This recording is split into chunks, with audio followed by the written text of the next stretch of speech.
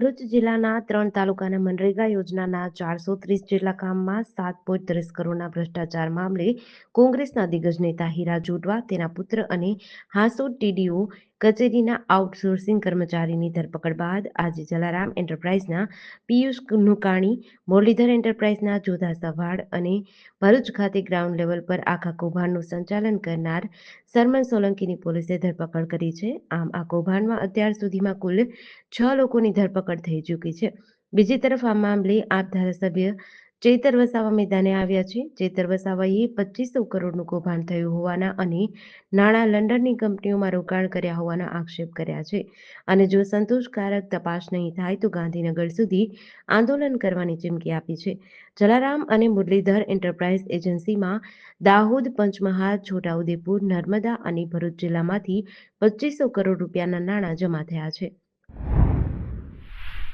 કાંટા લગાના રીમેકથી ફેમસ થયેલી એક્ટ્રેસ શેફાલી જરીવાલાનું 42 વર્ષની વયે અવસાન થયું છે. મીડિયા રિપોર્ટ્સ અનુસાર 27 જૂનની રાત્રે તેમને કાર્ડિયાક એરેસ્ટ આવ્યો હતો, જેના કારણે તેનું મોત થયું હતું. એક્ટ્રેસના મોત બાદ એક્ટ્રેસ હિમાંશી ખુરાનાએ શંકા ઊભી કરી હતી અને પોસ્ટ કરી હતી કે બિગ બોસ જગ્યા જ શાપિત છે. ઉલ્લેખનીય છે કે પહેલા સિદ્ધાર્થ શુક્લાનું પણ આ રીતે જ મોત થયું હતું અને હવે શેફાલી જરીવાલાએ પણ દુનિયાને અલવિદા કહી દીધું છે. શેફાલી જરીવાલાએ પોતાના કરિયરની શરૂઆતમાં કાંટા લગા ગીતથી ભારે હોબાળો મચાવ્યો હતો. જોકે આ ગીત લાંબા સમય સુધી વિવાદમાં પણ રહ્યું હતું. આ પછી કોઈએ શેફાલીના મૃત્યુના સમાચાર પણ ફેલાવ્યા હતા. વર્ષો સુધી ગુમ રહ્યા પછી શેફાલી જરીવાલાએ બિગ બોસમાં વાપસી કરી અને તે ખૂબ જ શાનદાર દેખાઈ હતી. ત્યારબાદ શેફાલી સલમાન ખાન અને અક્ષય કુમાર સાથે મુझसे શાદી કરોગી ફિલ્મમાં પણ જોવા મળી હતી. 12 જૂને અમદાવાદમાં એર ઇન્ડિયાના વિમાન દુર્ઘટનામાં જીવ ગુમાવનારા લોકોની સંખ્યા હજારોમાં હોઈ શકી હોત. જોકે કેપ્ટન સુમિત સભરવાલની સૂઝબૂછના કારણે ઘણા લોકોના જીવ બચ્યા હતા. સૂત્રોના જણાવ્યા અનુસાર જ્યારે કેપ્ટન સુમિતને ખ્યાલ આવ્યો કે તે વિમાનને ક્રેશ થતું અટકાવી શકશે નહીં, ત્યારે તેમણે જાણી જોઈને વિમાનને એવી જગ્યાએ ક્રેશ કર્યું જ્યાં નુકસાન ઓછામાં ઓછું થાય. બોઈંગ 787 વિમાન મેડિકલ કોલેજ હોસ્ટેલ પર પડ્યું. આ વિસ્તાર ઓછા વસ્તીવાળો હતો, પરંતુ એની આસપાસ ગીચ વસ્તી અને 3 મોટી હોસ્પિટલો છે. જો વિમાન 3 સેકન્ડ પહેલા કે પછી પડ્યું હોત તો વિનાશ ખૂબ મોટો થયો હોત. ક્રેશ સ્થળની જમણી બાજુએ મિલિટરી હોસ્પિટલ છે, આગળ સિવિલ હોસ્પિટલ છે અને થોડા અંતરે Gujarat cancer society medical college છે. અમદાવાદથી લંડન જતી ફ્લાઇટ AI-171 ટેકઓફ થયાના થોડા સમય પછી મેડિકલ હોસ્ટેલની ઇમારત સાથે અથડાઈ હતી. આ અકસ્માતમાં 241 મુસાફરો અને ક્રૂ સભ્યો સહિત 270 લોકો માર્યા ગયા હતા.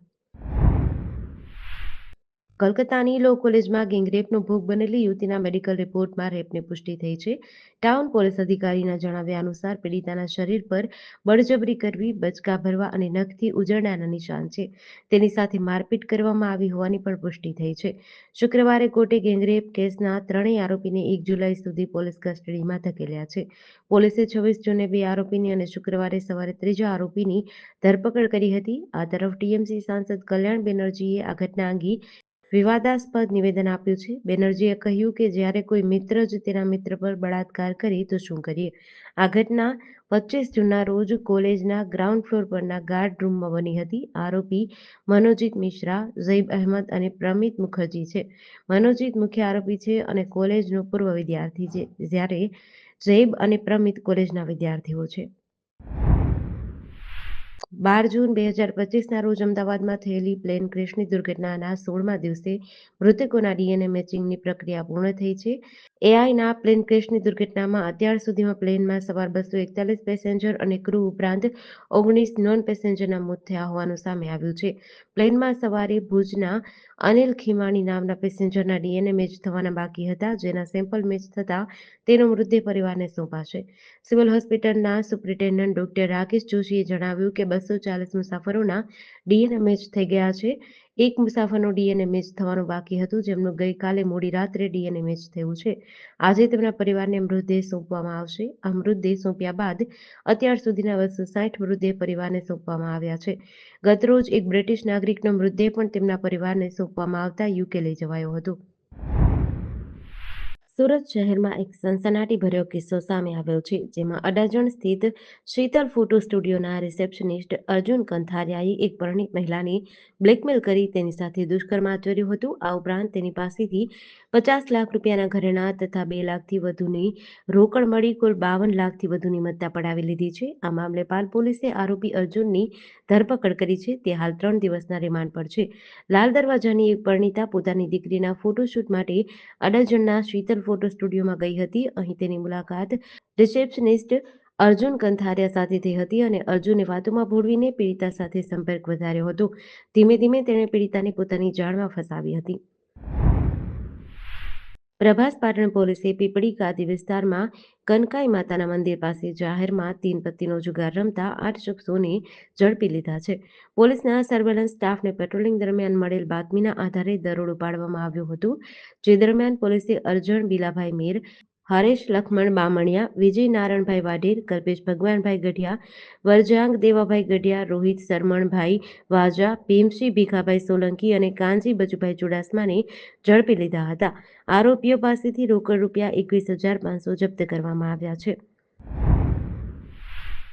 રાધનપુરની 32 વર્ષીય પરિણીત મહિલા સાથે સોશિયલ મીડિયા પર પરિચય કેળવી પંજાબના લુધિયાણાના 23 વર્ષીય ગુરુચરણ સિંહે ગંભીર ગુનો આચર્યો છે.